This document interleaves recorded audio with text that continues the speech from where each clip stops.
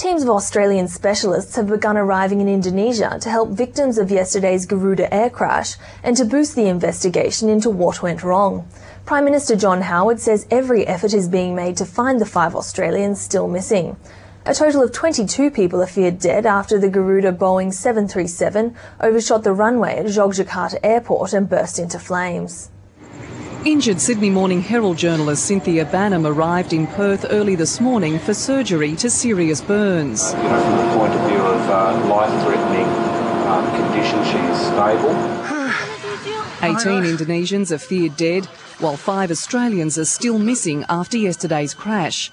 They include journalist Morgan Mellish, Embassy Officer Liz O'Neill, AusAid's Alison Sudrajat, and Federal Police Officers Bryce Steele and Mark Scott. They are unaccounted for, and obviously as time goes by the fears can only grow. I'm not in a position to confirm anything other than that. I guess you never give up hope. Excuse me. But I think, as time goes by, it clearly is getting more difficult. A Tasmanian banker who survived the crash has been flown to Singapore for treatment.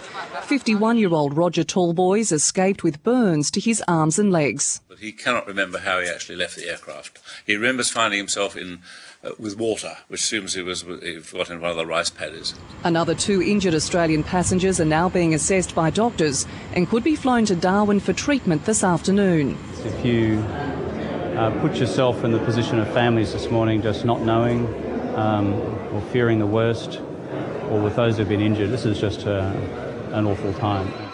The Foreign Minister Alexander Downer has visited the survivors at hospitals in Yogyakarta. The Australians on the plane were travelling to Yogyakarta to cover a visit to Central Java by Mr Downer and Attorney General Philip Ruddock. Witnesses say the Garuda 737 skidded off the runway and burst into flames yesterday morning.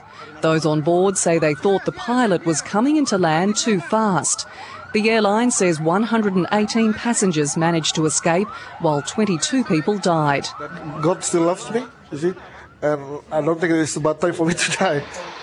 Relatives and friends of those on board the flight have been waiting anxiously at Jakarta Airport, checking passenger lists for any news.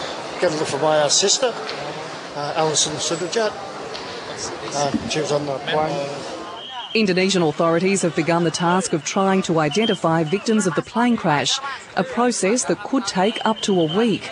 An emergency response team left Canberra this morning to assist Indonesian authorities.